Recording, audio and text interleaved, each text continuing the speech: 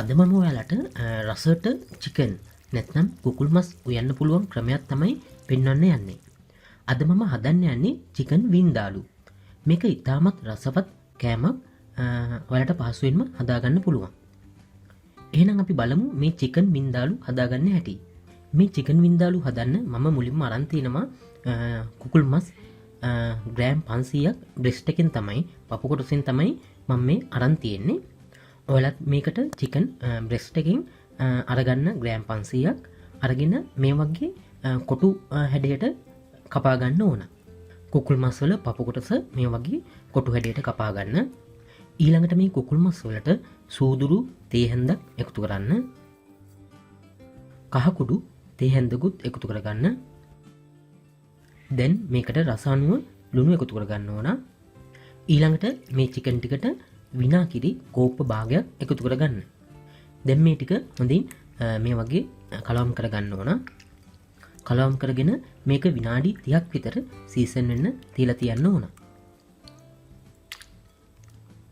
මේ වගේ හොඳින් කලවම් කරගෙන විනාඩි 30ක් සීසන් වෙන්න තියලා තියන්න. ඊළඟට මේ චිකන් වින්දාලු හදාගන්න අපිට ඕන වෙනවා පෙපර් වින්දාලු කරි පවුඩර් එක. මේ පෙපර් වින්දාලු කරි පවුඩර් එක හදාගන්න තමයි මම දැන් හදන්නේ. මේ වගේ තාච්චයක් ලිපේ තියලා මේකට මුලින්ම ගම්මිරිස් ඇට 10ක් විතර එකතු කරගන්න.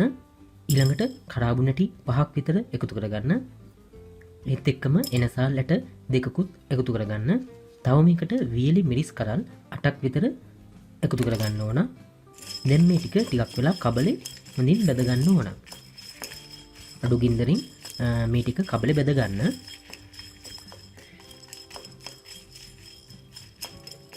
දැන් මම මේ විදිහට මේ ටික කබලේ බෙදගෙන ඉවරයි. ඊළඟට මේක බ්ලෙන්ඩ් එකට මේ වගේ දාගෙන මේක හොඳින් කුඩු කරගන්න ඕන. මේ තියෙන්නේ මම බ්ලෙන්ඩ් එකෙන් කුඩු කරගෙන හදාගත්තු පෙපර් වින්දාලු කරි පවුඩර් එක. ඊළඟට මේ චිකන් කරි එකට අපිට හදාගන්න ඕන පෙපර් ස්පයිසි පේස්ට් එකක්. මේ පෙපර් ස්පයිසි පේස්ට් එකත් මම බ්ලෙන්ඩ් එකෙන් තමයි හදාගන්නේ.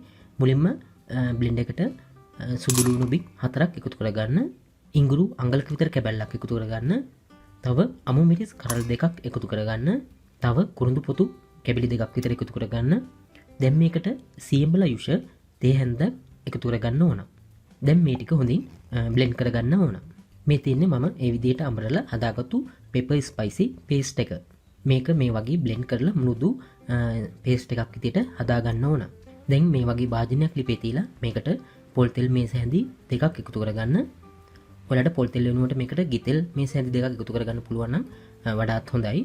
තෙල් ටික හොඳින් රත් වුණාට පස්සේ මේකට කපාගත්තු ලුණු ලුණු ටිකක් මේ වගේ එකතු කරගන්න. ලුණු ටික එකතු කරගෙන ලුණු රන්වන් පාට වෙනකන් හොඳින් බෙද ගන්න ඕන. දැන් මේ ලුණු ටික හොඳින් බෙදලා තියෙන්නේ. ඊළඟට මේකට අපි කලින් හදාගත්තු පෙපර් ස්පයිසි පේස්ට් එක එකතු කරගන්න. මේ පේස්ට් එක එකතු කරගෙන තප්පර 30ක් විතර මේක කලවම් කරලා බෙද ගන්න ඕන. දැන් මේකට අපි කලින් හදාගත්තු පෙපර් වින්දාලු කරි පවුඩර් එක එකතු කරගන්න. මේ කරි පවුඩර් ටික එකතු කරගෙන තප්පර 30ක් විතර කලවම් කරන ගමන් ඒ ටිකත් ටිකක් බෙද ගන්න.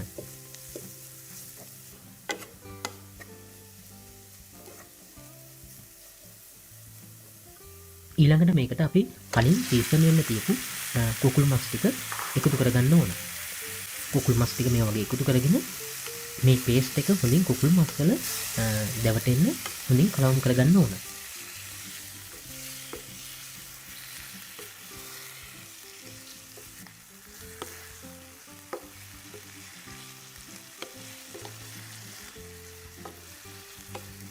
මේ වගේ හොඳින් මේ ටික කලවම් කරගත්තට පස්සේ මේකට සීනි තේ හැන්දක් එකතු කරගන්න. තව රස අනුව ඔයාලට පුළුවන් මේකට මේ වෙලාවේදී ලුණු එකතු කරගන්න. දැන් මේකට වතුර කෝප්ප භාගයක් එකතු කරගෙන මේ ටික හොඳින් කලවම් කරගන්න.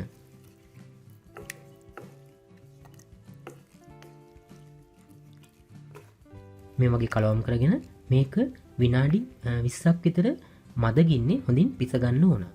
මේ වගේ පියනකින් වහලා විනාඩි 20ක් විතර මද ගින්නේ හොඳින් පිස ගන්න. මේ තියන්නේ විනාඩි 20කට පස්සේ මම හදපු චිකන් වින්දාලු කරි එක. මේ චිකන් වින්දාලු කරි එක දැන් මම හදලා ඉවරයි. මේ චිකන් වින්දාලු කරේක ඔයාලට බත් එක්ක කෑමට ගන්න පුළුවන්. ඒ වගේම මේක ඉතාමත් රසවත්. ඔයාලට මේක ඉතාමත් පහසුවෙන් හදාගන්න පුළුවන් මම මේ පෙන්නපු විදිහට. එහෙමනම් මේ වගේ චිකන් වින්දාලු කරේ එකක් ඔයාලත් හදලා රස කොහොමද කියලා බලන්න. කුකුල් මස් හදනකොට මේ වගේ වෙනස් විදිහටත් හදලා රස කොහොමද කියලා බලන්න.